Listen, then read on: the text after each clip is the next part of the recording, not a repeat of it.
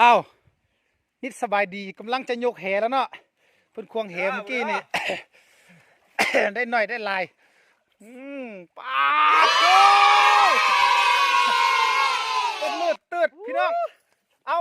เบิ่งน้ำกันนี่สุดยอดพุดฝ่ามันรูดเลยบ่สร้างตั้งที่นี่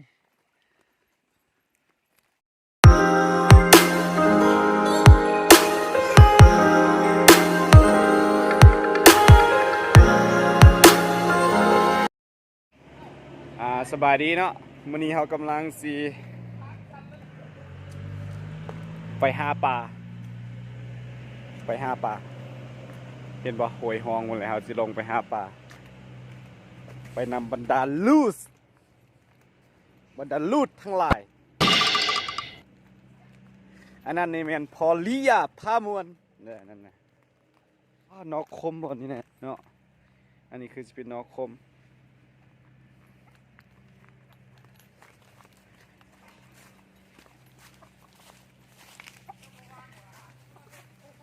มื้อนี้ถือว่าเป็นโอกาสดีเนาะสิได้มาหาปลาแบบธรรมชาติว่าซั่นซะธรรมชาติอยู่หนองอันนี้หมากแล้ว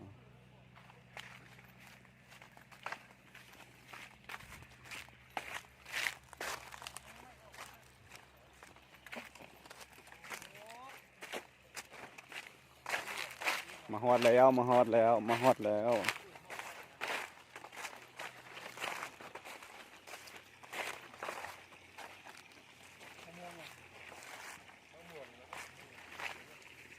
นี่บรรดาลูดหัวหน้าลูดเลยเนี่ยส่วนเผาเลยเนี่ย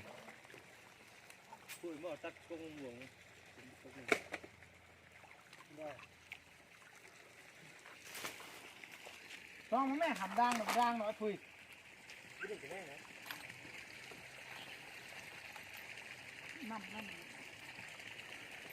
ลองควางมาดูเอาควางแล้วมี่แล้วก็โดดลงพ่อ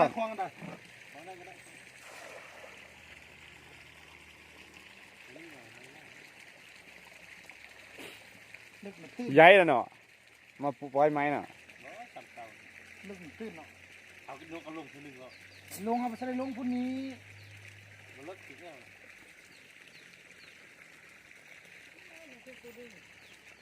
นี่แสดงว่าหำบด่างเนาะไปนี่ที่หำบด่าง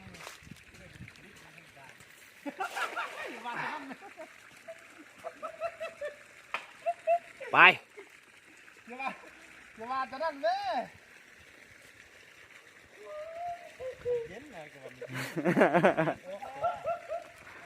อดต้อนกันให้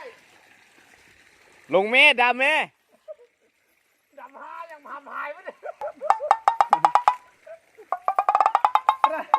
กระสมนี่เนี่ยหำหายไม่ได้แล้วนี่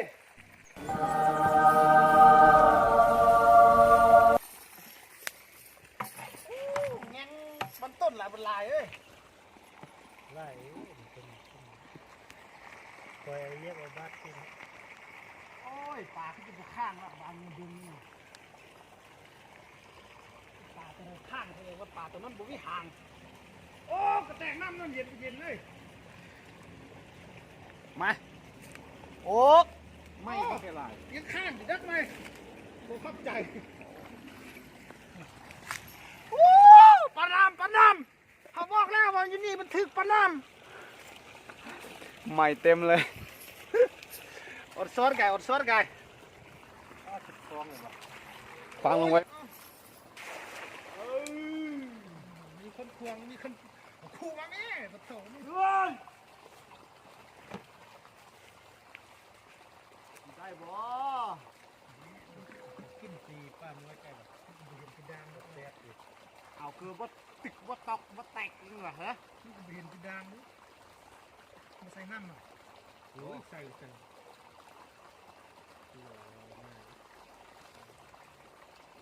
ตัวเดียวเลยไอ้ต้นสายควางอ่ะ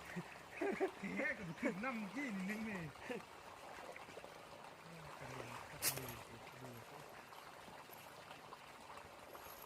ได้ลูดตัวเดียวปลาตัวเดียว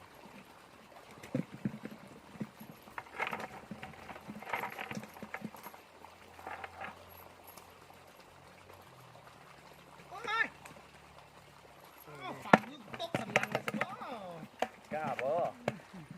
มันถามมันกล้าบ่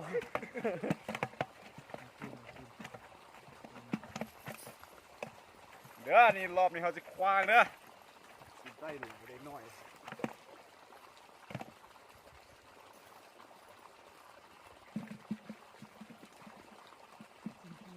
ทำไม่หนักที่สุดคือการกดปนิ้นออกจากเหนี่แหละ ง่างใน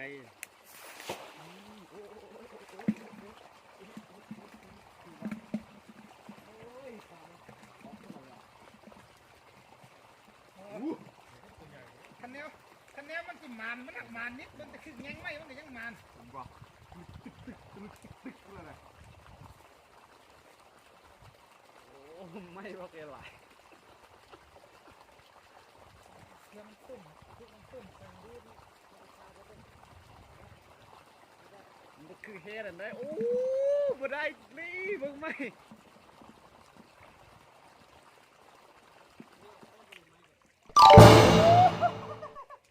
ถึกปานไหนยาว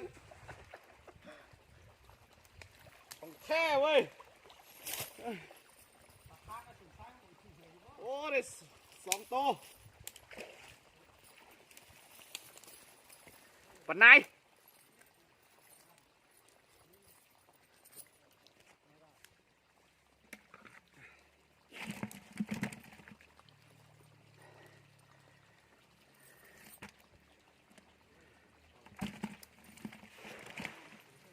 แล้วปลานิ่มหน่อยพี่น้อง มันต้องมีเล็กขาเขาไม่คือคือต้องมีเล็กขาเขาไม่เรียนโอ้ชกเสืออะไรแบบนี้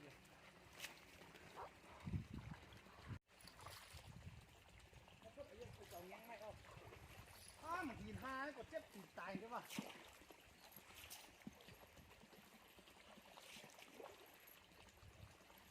โอ้ยมาทำค่อย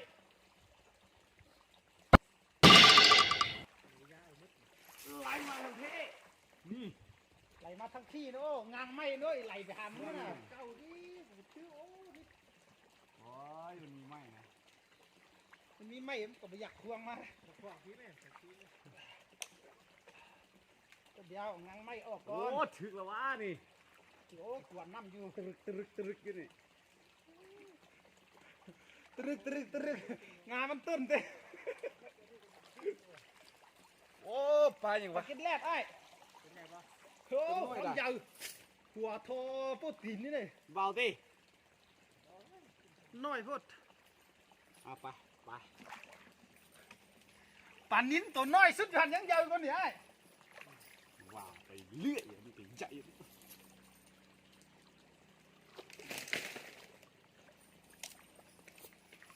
ครั้งแรกของมันคือ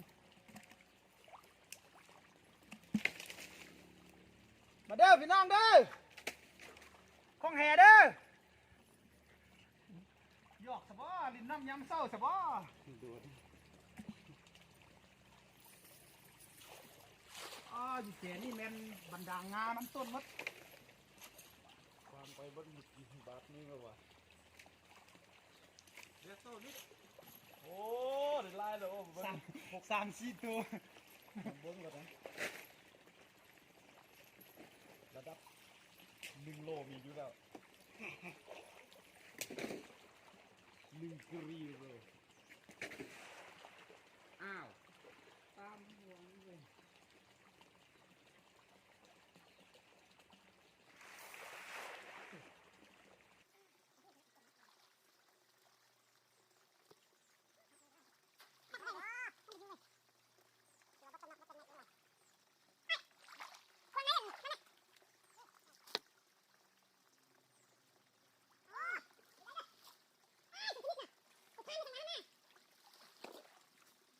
เ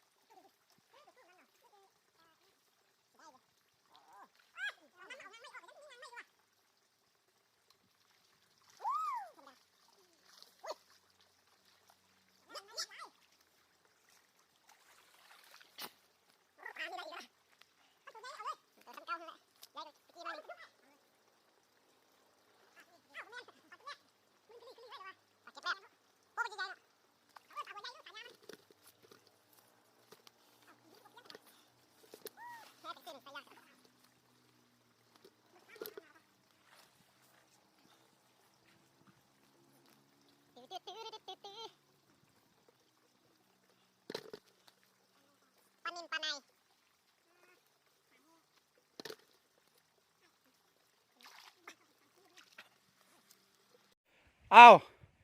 นิดสบายดีกำลังจะยกแหแล้วเนาะเพิ่นควงแหเมื่อกี้นี่ ได้หน่อยได้ลายปาดโถต้นมืดตืดพี่น้องเอาเบิ่งน้ำกันนี่ สุดยอด พุดฝ่า มันรูดเลย บ่สร้างตั้งที่นี่ ปลาตัวนี้คือว่าทึกตลอดเนาะ ตะกุเนี่ยคนเต็ม ตายแล้วที่อยู่ในแค่นี้ ปวดหัวนะ บ่ผมบ่ แค่นี้ก็ง่ายเลยนะมา1 2 3ถ่ายนะ4ดึงไปเลยมันคือว่าพันยัง4ว่าซ่อมตัวนี่ฮะพันทางใดวะมันคือกระตัวโอ้เฮียหน่อยมันได้เฮียหน่อยหน่อยปล่อยโอ้โหไปกินแล้วเมื่อกี้เนาะปล่อยแล้วก็ว่าห้ำไปทำมา7ตัวนี้ก็8โอ้โหละ9กวางไม่กวางก่อน10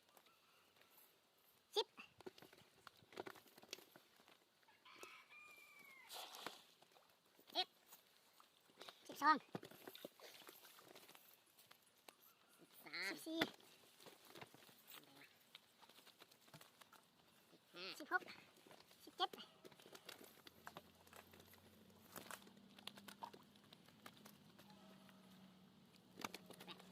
9 สาวโอ้ยสาวตัวปล่อยได้ดูผสมนับ